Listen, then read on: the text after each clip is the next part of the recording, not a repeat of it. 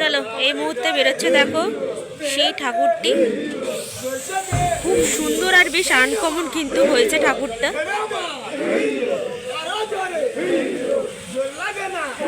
এই দেখো এই হচ্ছে ভিয়ানা স্পোর্টিং ক্লাবের ঠাকুর, বেরোচ্ছে এখন শিল্পী সনাতন উত্তরপালের স্টুডিও থেকে। দাঁড়াও বাইরে বেরো, তারপর তোমাদের সাথে ফুল লুকটা শেয়ার করছি। প্রতিমা কোথায় যাচ্ছে বলো? এটা আমাদের হচ্ছে ভিয়েনা স্পোর্টিং ক্লাব, আমার স্ট্রিট ঠনটনিয়া কালীবাড়ির ঠিক উল্টো দিকে যে রাস্তাটা আমার স্ট্রিট থানার দিকে যাচ্ছে, সেইখানেই আমাদের এই মাতৃ প্রতিমা মণ্ডপে যাচ্ছেন। আগামীকাল সন্ধ্যেবেলায় আমাদের উদ্বোধন অনুষ্ঠান, আপনাদের সকলকে আমন্ত্রণ জানাচ্ছি। আমাদের এই 43তম বর্ষের আপনাদের সহযোগিতা উপস্থিতি আমাদের উদ্বোধনী অনুষ্ঠানকে আরও সাফল্যমণ্ডিত করে তুলবে। আপনারা সবাই আসুন। আর বলছি যে আপনাদের কোনো কি থিম আছে প্যান্ডেলের বা কিছু?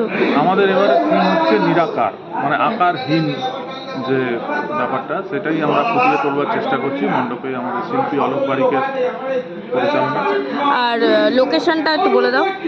আমাদের লোকেশনটা হচ্ছে আমার স্ট্রিট থানা এবং ঠনটনিয়া কালীবাড়ির মাঝখানে যে রাস্তাটা বেচু চ্যাটার্জি স্ট্রিট, সেইখানে হচ্ছে আমাদের মাতৃমণ্ডপ ব্যবস্থা রয়েছে।